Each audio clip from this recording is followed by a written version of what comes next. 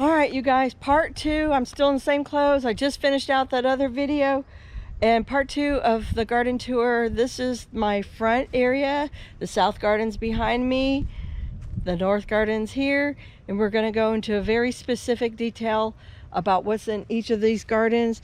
Now, if you just saw the sunflower video, that was only like 2 videos ago, you'll know that I put the Pro Cut lemon sunflowers in the back because they're supposed to be the tallest, and then the firecracker sunflowers in the mid row, and then the dwarf sun gold sunflowers in the front. Up front here I have actually I think that's Godzilla broccoli, and then over here I have the snow crown cauliflower. Everything seems to have made it. I had a little squirrel damage in here, and I was going to start from seed. I might have even said that in a video, but instead I just pulled the last one and tucked it in up there. All right, so this big vine that you're seeing right here, I started actually late summer, and it's a Buttercup winter squash. And yes, they can actually, I've had one go to about 3 years old. Back when it was in the back, it was a volunteer from a bird sitting on the fence and pooping, and I just let it grow, and it turned out to be this fantastic winter squash. So this is one of its seeds growing, and so is this little one right here. And I did pollinate one, and it didn't take. And I was going to rip this whole area out, and it's kind of encroaching down here into my flowers. Oh, but I saw a female bloom, and the male blooms are about to come, and you can see it's popping up little growths in there, over here and here. So I don't know, I thought I would try to get 1 or 2 more out of it before, although like as the heat turns on, I was also thinking of putting my South Anna butternut squash in here, but I may put that over there. We'll see. I don't know, so many decisions, it's hard to decide all at once. Here's some extra cauliflower I found. Now this is a hot mess, but my Sweet Williams / Dianthus, this is the Loveliness variety, has opened up in the middle of the rainstorm. That looks, it's good. I thought I had a lot more, but they probably got covered up by this beautiful orange nasturtium. There's only 2 of them in there. And then I have, and I can't remember, lemon bee balm or just bee balm. I think it's lemon bee balm in here. Actually, it's all over. It's a little in the back. The purple of what you see is a weed called, it's a shamrock type weed called oxalis. And it's beautiful, so I just kind of been letting it stay. Then I have, this is a Florida pepper. Sorry, when I'm up front, people say hi all the time. This is Florida pepper. It looks bad, but it's a perennial. It somehow makes it through every winter. Even if it freezes, I don't cover it or anything. Isn't that amazing? A pepper out here totally exposed, and I never cover it, and it survives. 4 o'clock. This is the replacement of the mother that was in here. Oh, here we go. Now, they're called 4 o'clocks because they bloom at 4 o'clock in the evening, or 5 or 6, whenever they feel like it. And then they put on little seeds, and I collect them all year. And I'm so glad that I got this one, well, actually the mother that was right around here. I'm so glad I collected that seed when I did, because my neighbor had it. She sold her house this winter, and the first thing the new homeowner / flipper did was he ripped out every plant in the front yard. So all of her 4 o'clocks are completely gone, and I saved the seed of it, which is good. So anyhow, this is Georgia collards, and there's only 4 plants in here, and I just stripped these down like a week ago, but look at how much has come back in a week. So I have a great recipe. I'm going to end up putting that on YouTube here very soon. I canned collards with ham and butter beans, and I'm put them in pints, and Jack said maybe we should do quarts too next time. And whoa, how convenient is that, because collards it's usually an all-day cook down, and so are butter beans, and so when you have it already pre-done in your pressure canner, how fantastic was that to have a ready-made Southern comfort type of food, just like heated up in 5 minutes or less on a day you've been busy working. So over here, some more dead-on cabbages. You can probably, here, let me shade it. You might see it better. See the purple veins? Aren't they gorgeous? And they have a little bit of frill to their leaves. And it's worth the wait. I absolutely love these. Now, every year they come to maturity during oak season. So I have the leaves already down, and now the little seed pods or whatever, they always get in all of my lettuce and cabbage, and that's just something I have to deal with. In the back here are some more second or third sowing of broccoli. I have beautiful rainbow Swiss chard in here. Yeah, it would look great if I remove the weeds from between there. Here is stonehead cabbage. I have picked a couple of them. I just bought like 4, and of course I got a bonus one, like a double in the little container. So this head, now these heads aren't growing really big, and this one looks like it's not staying together. You know, like these leaves should all be wrapped, and it's not. I've had that problem a lot because of, I believe, the heat is making them, you know, do what would be like a cabbage bolt. So I don't know, this weather is not very conducive for growing cold weather crops. So this particular cabbage up here is another early golden. I have a lot of variety of cabbage. These were $1, so I paid $0.25 for each head. And then same with here, I got another 4, actually 5. And then these are Wyoming canna, they're coming back. Another cranberry hibiscus. And I have a big old borage I put in on the end here, because I don't ever know if I'm going to end up putting, you know, something like that needs pollination. And so I always try to keep something going for a pollinator. And here's some more dead-on cabbages just starting to make heads. This is a real late sowing. And then these are, golly, what are those? Might be early golden again.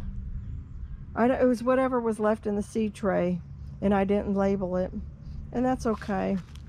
As long as it eats good, it's okay. On the vine, on the fence, what I have vining, and I just noticed some of them are popping up with this rain. This is the Alabama butterbean. So it's just starting to open here. Here's a volunteer. Well, most all of these are volunteers. And then of course I dropped like some seed on purpose when I was trying to clean off the trellis.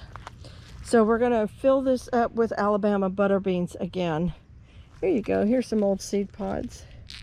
This thing goes all summer long. Take advantage of that heat with good stuff. There's stuff you can grow. Don't let people talk you out of it and say, oh, you can't grow anything in Florida summer. That is such a lie. Anyhow, you can grow tons of things in the heat. And this is a scarlet runner bean. It took a bad hit with the frost. All right, so let's go on over to South Garden, and I will show you all the new things over here.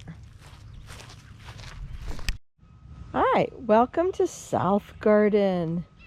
It is the southern part of the front yard. As you can see, we're actually at the street, whatever that is, 10, 15 feet off the street, 20, whatever was legal.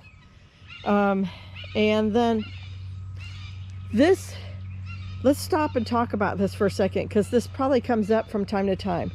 This is where it's legal to have a solid 6-foot fence. Now, do you see how much yard would have been wasted if we hadn't added in this, whatever, 30 feet or something. I'm just gonna guess. It's probably around 30 feet. But we would have lost a lot of growing space, and I believe it's about 85 feet across the front here, roughly 80 to 85. We would have definitely, there's Buddy, we would have definitely lost a lot of potential space. And you know, people park here sometimes. Sometimes it's people we know, sometimes it's not people we know, and that's okay too. Usually people ask permission, but they would have gladly tried to park or use, kids would have played, whatever it was. You know, you just make up scenarios, but you know, this would have been wasted space. So we went ahead and paid the extra money, and I don't want to give you a figure because I'm sure it has changed since the end of 2018 with what would cost now. I would hate to put in a fence right now. But yes, so we regained all this. We've never had any theft from the road and the people. My neighbors are fantastic about, they enjoy this. I've never had complaints on my front garden. Of course, it's not in front of a house. It is behind a fence, technically. So maybe there's not a lot of room to complain on. But I will say that, you know, people do stop and they compliment it.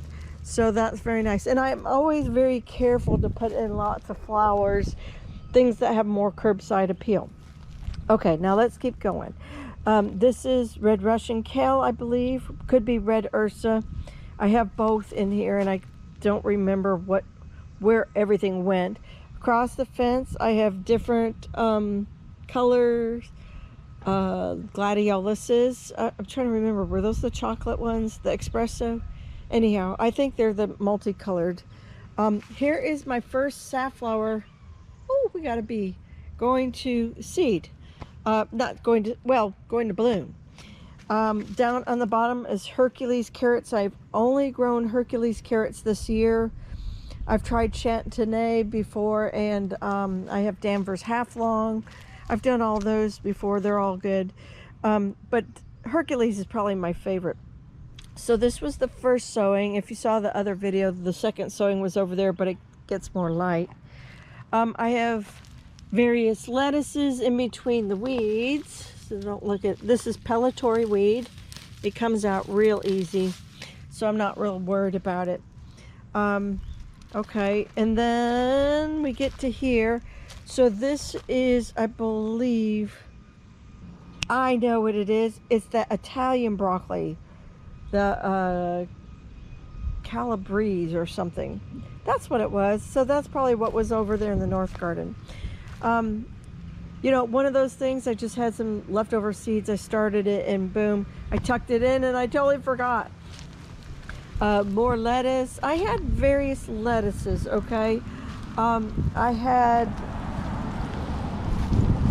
oh gosh, I think I'll just put it on the screen because some of them had 4 names and I don't really remember. I had, oh gosh, in this section 5 different lettuces, and a lot of seed was bad. I know the Merlot was bad. And then I had a really long French name one. I had some others. So I'll just try to look that up and put that on the screen. I have carrots here, but I am considering putting a container here, and because this gets trampled so badly when Buddy sees people along the street, I'm thinking after the carrots are done, putting a container in here. I have a Volunteer Everglades tomato, more kale. I have some bunching onions that I bought. You know, they were on sale. They were down at the Ace, and nobody bought them, and they were on clearance. I have some mustard greens going to seed. Pretty little flower on them, really. Again, always keeping with the theme of keeping something pollinating in here. I have pineapples in here. I was trying to, I guess I was looking too hard to see if one's coming up in the center. We might be getting one. Yeah, it's way down in there. Can you see? It's very hard to see. It'll push out. I don't ever have to do anything with my pineapples. They push out all by themselves. Here's a borage, so when other things stop blooming, the borage should come into bloom. There's another borage over here. I have mustard greens in here. Now these were volunteers from mustard that was back there last year. And I'm considering of just yanking out all this in here and replacing it with some new things for warmer weather. I have some African blue disc daisies. I would like to get started. Here's some 4 o'clocks, but these are the salmon sunset or sunset salmon in here, and not the fuchsia ones. I have a little bit of carrots in here. I had cosmos, and of course I have this dandelion weed. So I need to clean up these beds and then start with new sowings of new things. This is the snow crown cauliflower. Look at there's a little guy on it. So this grew really well, but I will tell you that I actually like the snowball cauliflower better than this. And why is that? Because this gets purple in its crown a lot easier than that snowball did. And I noticed that because I accidentally had a snowball amongst all the snow crowns. And I had one head that was beautiful white when I did all the freezing like last week. I blanched and froze. And I was like, every other head had purple. I was like, what was the difference? It was that seed. It was a different variety. So one just didn't tolerate the Florida heat as well. If you're up north, you know, maybe it doesn't even make a difference for you. It's probably all good. Last week, I took a lot of radishes out of here. This is French breakfast radish, and it is going to seed, and I'm going to collect the seed from it. That's why I left a lot of it in there. So that'll be really pretty when that comes out, but we're just not eating it. My husband likes it, but it's gotten too big, so I'll probably clear this bed out, restart during this cold snap, and get one more round of radishes, and then we're done. This is the other variety of kale. You can see it's got a little bit more of a frilled leaf. So I think this is the red Ursa. If I remember right, that's red Ursa.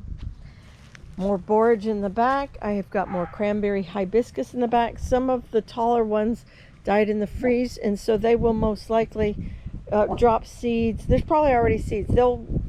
My intention is to have this be a continual self-maintenance bed. Like it'll drop its own seeds, continually come up. That's what I would like for this. Right here, where'd it go? Where'd that bloom go? Oh, I thought I saw a bloom. Oh, it must have been one of the other ones. I get blooms all the time. This has the really red velvety bloom on it, not the pink. Sometimes there's a pink bloom. Oh, and while I'm at it, instead of just showing you this, the red Ursa, which was developed by using a red Russian or ragged jack. They're the same thing but different names. It was crossed with something else, and that's how you get the red Ursa. My nasturtiums here, but they have something going on, probably fungal, not sure. I don't see bugs on them.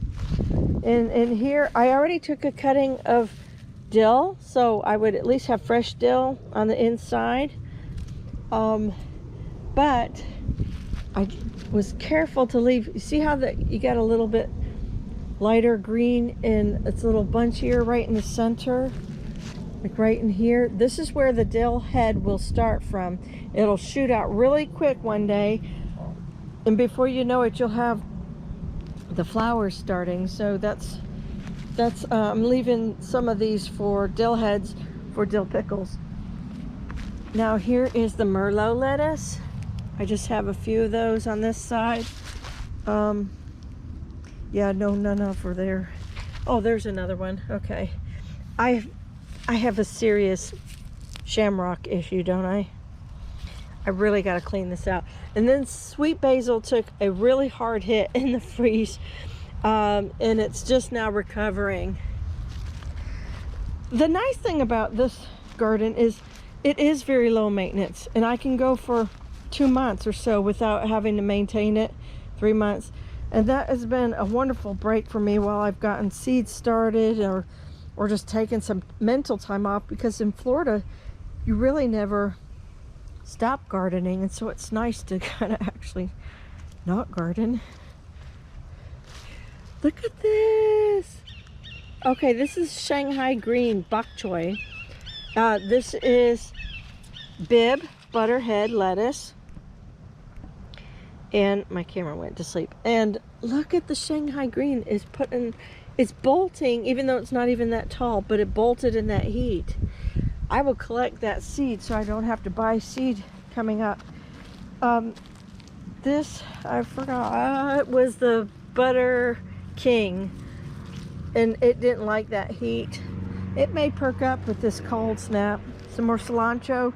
Here's my row of carrots in here, and I had another row right there. This is the May Queen.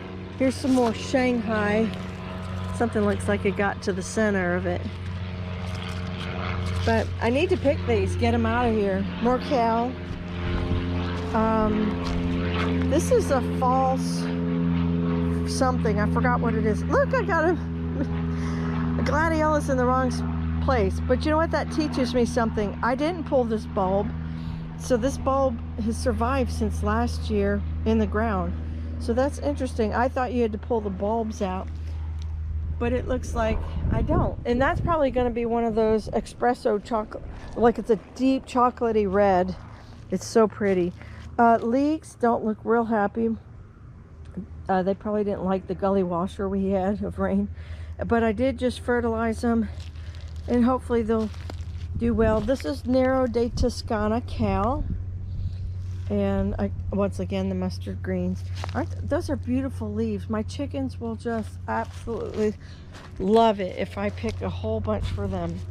And then I see I have another volunteer tomato. I always have volunteer Everglade cherry tomatoes in this garden, because back when this was just a raw land and untouched, my chickens escaped and they ate and they pooped seeds out here.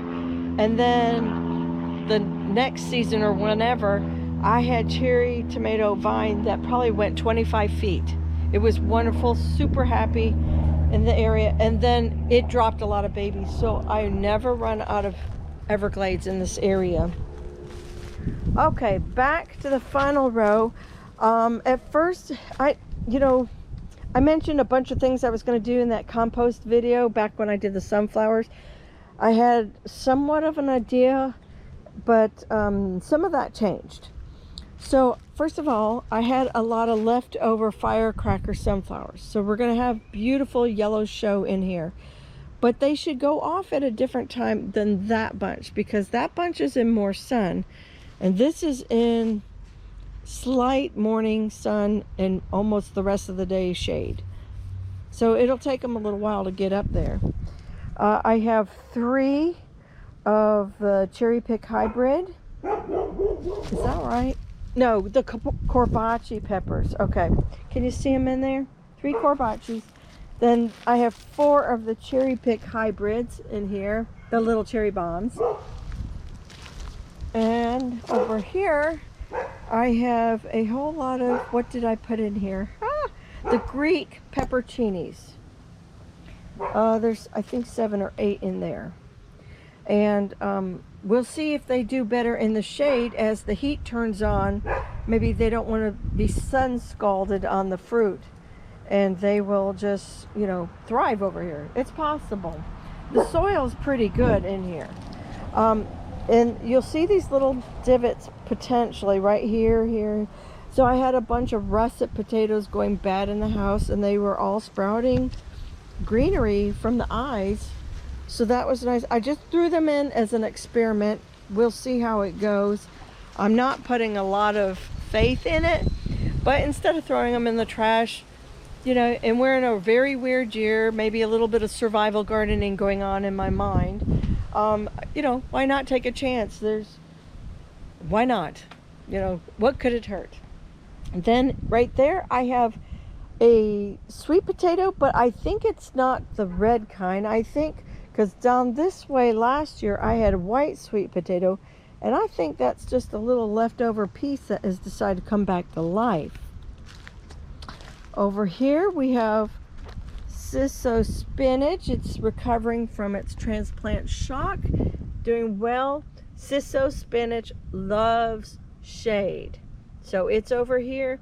I have some oregano that took, my mother plant died, and at the last minute I grabbed a little section and, you know, just took a chance and threw it in dirt. I didn't even put it water and root it out or anything. I just threw it right in the dirt, kept the dirt moist, and it's coming to life. It's took and put out roots, so I'm very happy about that. That mother plant probably was 3 or 4 years old. It stayed in the food forest over there, and I dehydrated a lot of herbs from it, so a lot of oregano. This is my Mexican sunflower, and so this poor little thing has been tortured by me. It was up in the front, and it was outgrowing. It was in the front area where the butterfly garden is, and it was outgrowing the golden shrimp behind it and blocking it. So we pulled it out. We put it next to Jack's shed in the backyard, and that was great. It started, wasn't really rooted in, but it was starting to come to life and started to put the little greenery on. And then Jack's like, that's where I want my banana tree. And I thought, oh. So I yanked it out one more time. And so Monday or Tuesday, I transplanted it over to here. And I didn't do a video on any of this part because I knew I was getting ready to do the garden tour. So I just thought I'd reveal it today. And this is the new home of the Mexican shrimp plant. It can grow as tall as it wants over here. It can get bushy. The oregano, I just figure, is going to be like ground cover around the base of it. And we'll see how it takes. If it doesn't like being in that much shade, I will just take another cutting from it and I will just put it somewhere else if I have to, you know. That's how it goes. You just trial and error a lot of things, because even if it works here in my yard, it might not work in her yard or his yard or whatever. It may not work in Kissimmee, it may not work in Ocala, or it does work in Ocala, but I didn't have a freeze. You know your yard, do what's best for you in your garden, and don't be afraid to try new things and trial new things, new vegetables, new varieties, new flowers. I really didn't start into any of this for the flowers. I started for vegetables, and then of course food forests became interesting, and we started and I did a food challenge. I don't know if some of you old timers will remember Rob Greenfield.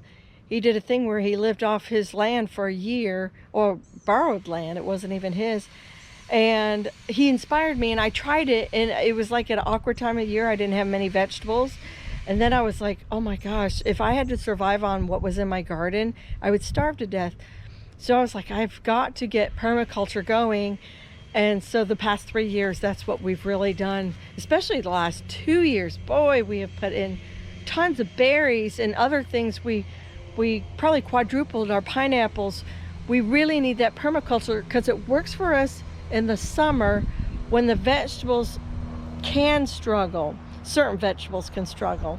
You can still get a lot going, but you wouldn't want to live on butter beans or black-eyed peas alone, right? So have your fruit going for you. Have other things going on. So, the Seminole pumpkins, the South Anna butternut squash, it's a cross with the Seminole pumpkin. There's plenty of things you can grow in this heat, and if you like and subscribe, you'll see, and stick with me, that the food will hardly slow down in the summer in this garden. So I think we're getting to a good place.